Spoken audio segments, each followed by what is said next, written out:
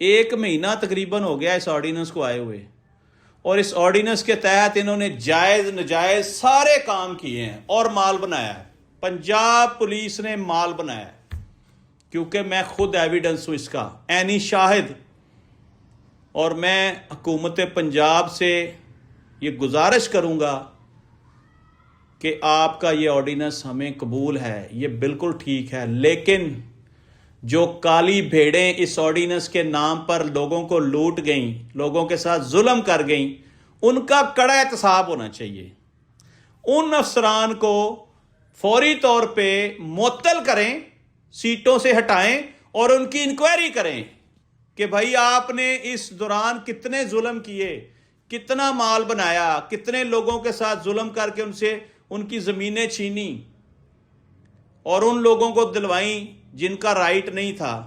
अब तो खैर ये कानून मुअत्तल हो गया है। इस कानून के मुताबिक जितने कब्जे दिलवाए गए थे, नाजरीन सब लोग हाई कोर्ट से राब्ता करें, तमाम कब्जे वापस होंगे।